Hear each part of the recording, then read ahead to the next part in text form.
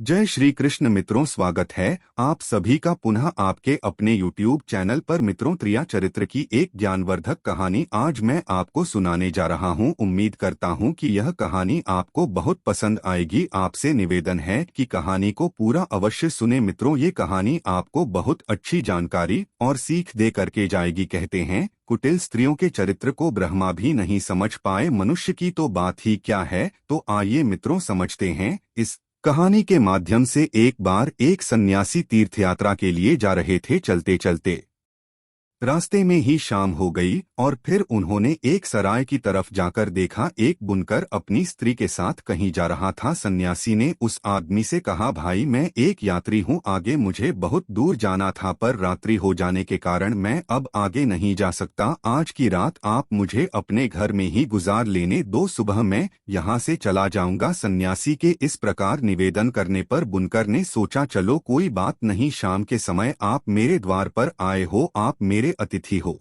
और अतिथि की सेवा भगवान की सेवा कहलाती है। उसने अपनी स्त्री से कहा, प्रिय, आज की रात ये सन्यासी हमारा अतिथि है, तुम इसे लेकर घर लौट जाओ और इसके भोजन पानी और लेटने बैठने की व्यवस्था करना। तब तक मैं दूसरे गांव से मदिरा पीकर अभी आता हूँ। इतना कहकर वो व्यक्ति चला गया। इधर उसकी पत्नी सन्यासी को लेकर घर लौट आई और मन ही मन बहुत खुश होने लगी, क्योंकि वो स्त्री चरित्रहीन थी। उसने सोचा कि मैं जल्दी जल्दी सन्यासी के भोजन पानी और सोने की व्यवस्था करके अपने प्रेमी से मिलने जाऊंगी। और सच कहा है कि जिस दिन आकाश बरसाओं बादलों से घिरा हो, गहरा अंधेरा छाया हो, अंधेरे के कारण गली में आवागम ना हो और पति प्रदेश गया हो, तो स्त्रियों के मन व्याभिचार का हो जाता है। मित्रों, कहते हैं, उल्टा स्त्रियों का अपने पतियों में तो अनुराग नहीं होता, इसके विपरीत पर पुरुषों में उनकी आसक्ति खूब होती है। पर पुरुषों के लिए श्रृंगार करने में उन्हें बहुत रुचि रहती है और अपने पति का प्रिय वचन भी करवा लगता है।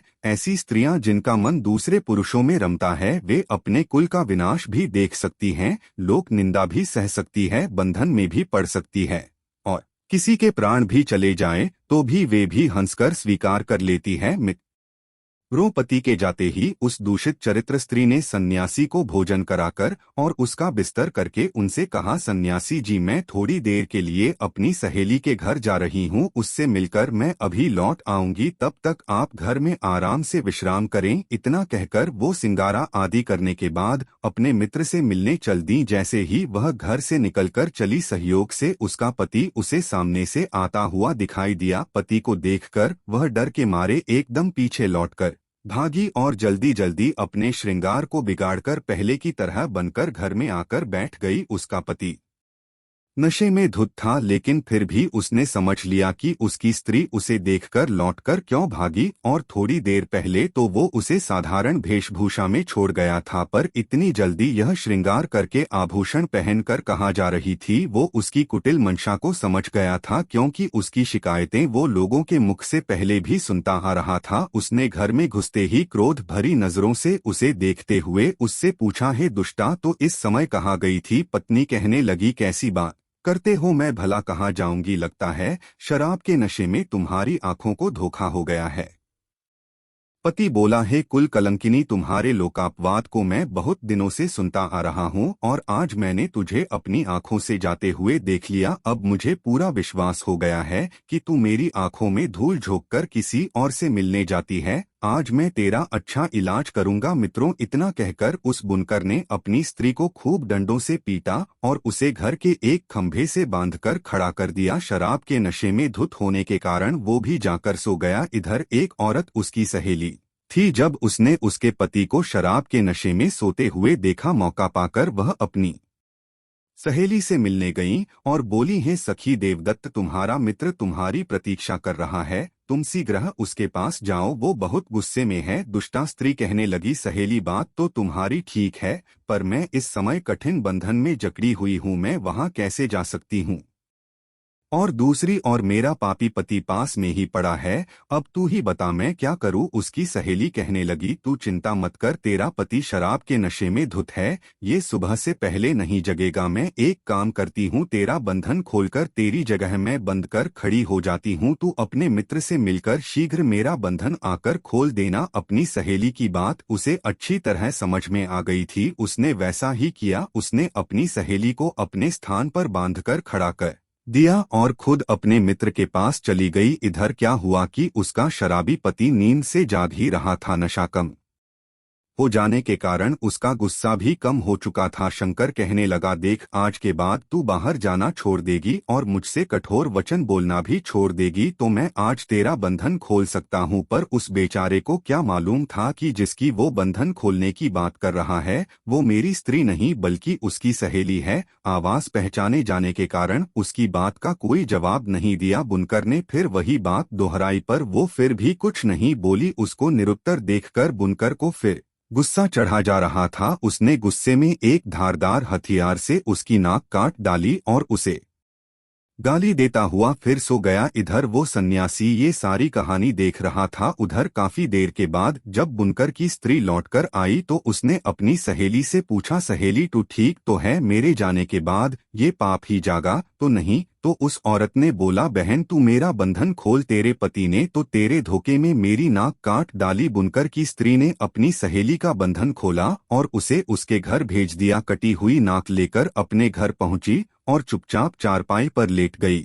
मित्रों, इधर थोड़ी देर के बाद बुनकर फिर नींद से उठा और अपनी स्त्री से बोला, हे दृष्टि स्त्री तू बोलती है या अब की बार तेरे कान भी काट दूं? बुनकर की स्त्री जोर से चीखती हुई बोली, अरे मूर्ख, तुझ पे तो धिक्कार है। मुझ जैसी सती का नाक काटने वाला और मुझे बदनाम करने वाला इस दुनिया में भला कौन हो सकता है? और स्वांग रचती हुई बुनकर की स्त्री कहने लगी, हे देवताओं, यदि आप देख रहे हो, हे सूर्य चंद्रमा अग्नि कुबेर वरुण इंद्र धरती आकाश पाताल और धर्म, यदि तुम्हारी नजरों में मैं पवित्र हूँ, मैंने मन से भी दूसरे पुरुष की इच्छा न की है, तो देव मेरी नाक को पहले की तरह फिर से सुंदर बना दो। यदि मेरे मन में पर पुरुष का झूठा भी चिंतन हो तो आप मुझे जलाकर भस्म कर दो। इतना कहकर वो दुष्ट स्त्री अपने पति से बोली, है मूर्ख आदमी, देख मेरे सतीश की शक्ति से मेरी नाक फिर से ठीक हो गई है। मित्रों, पत्नी की बात सुनकर बुनकर हाथ में मशाल लेकर अपनी पत्नी की नाक देखने लगा। उसने देखा कि पत्नी की नाक पहले की तरह ज्यों की त्यों है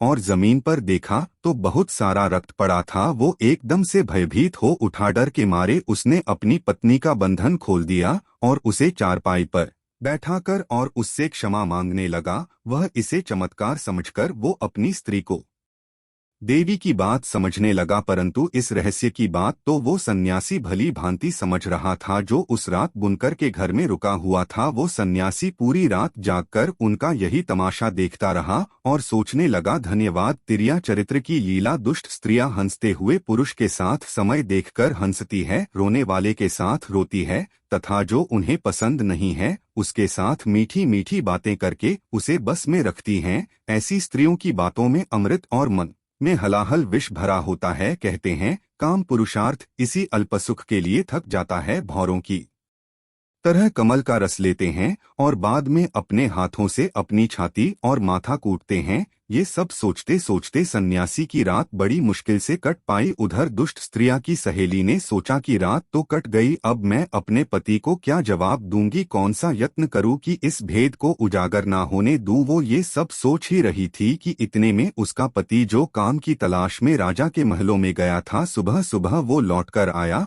और लोगों की हजामत बनाने के लिए अपनी पत्नी से अपने हजामत बनाने वाले औजारों की पेटी मांगने लगा। परंतु उस औरत ने क्या किया, वो अपने भेद को छुपाने के लिए पहले से तैयार बैठी थी। उसने पेटी में से एक छुरा निकालकर नाई की और फेंक दिया। नाई ने देखा कि इसने पेटी की जगह एक छुरा मुझे दिया है, वो भी फेंक कर तो उसने वो छोड़ा अपनी पत्नी की और गुस्से से फेंकते हुए बोला, ये छुरा पेटी में रखकर पूरी पेटी ही मुझे दो। नाई ने जैसे ही छुरा अपनी पत्नी की ओर फेंका, फिर उसकी पत्नी का मौका लग गया। वो अपनी नाक पकड़कर चिल्लाते हुई घर से बाहर आकर चीखने लगी, कहने लगी, अरे देखो, मेरे पति ने मेरी नाक काट डाली, मुझे बचाओ। इस दुष्ट ने मोह जैसी संत वंशी नारी की नाक काटकर मुझे कलंकित कर दिया। मित्रों, अब क्या था, स्त्री के रोने चिल्लाने की आवाज सुनकर राजा के सिपाही आए और नाई को पीटते हुए राजा के दरबार में ले गए और बताया कि महाराज, इस नाई ने बिना कसूर अपनी स्त्री की नाक काट दी, इसे कठोर दंड दिया जाए। राजा ने नाई से पूछा, हे नाई, तुम्हारी स्त्री ने क्या अपराध किया था जो तुमने उसकी नाक काट दी? क्या वह पर पुरुष को चाहती थी?